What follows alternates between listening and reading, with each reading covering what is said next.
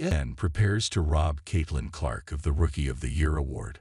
Liberal sports media are going to continue to use Caitlin Clark to push their agendas.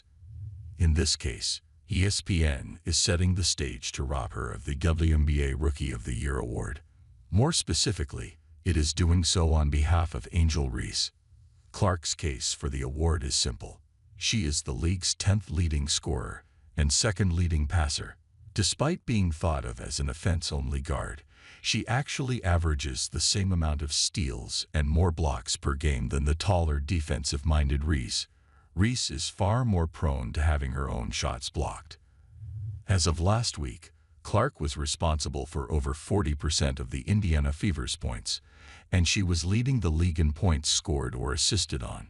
Jump into the stats more deeply, and you will see that while Reese has an impressive streak of games with double-digit points and rebounds, she is remarkably inefficient for being a player who only shoots from directly next to the basket.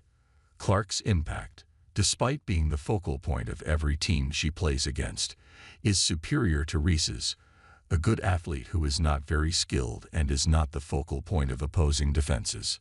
The excuses for Reese are already flowing from ESPN, though, which is desperate to promote Reese and take Clark down a peg.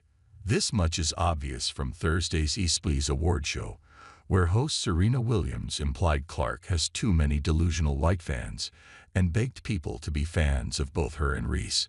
ESPN's Monica McNutt said she would base the award on standings, a ridiculous standard for Rookie of the Year, where the best rookies are usually on the worst teams, and where Reese's Chicago Sky barely sit ahead of Clark's Fever in the first place.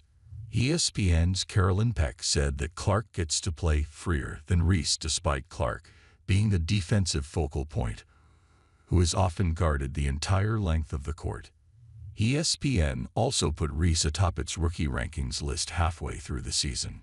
Given that the Rookie of the Year award is given out by the media, it is clear where ESPN is trying to take this conversation 1 year after ESPN decided to make the NBA MVP discussion about race.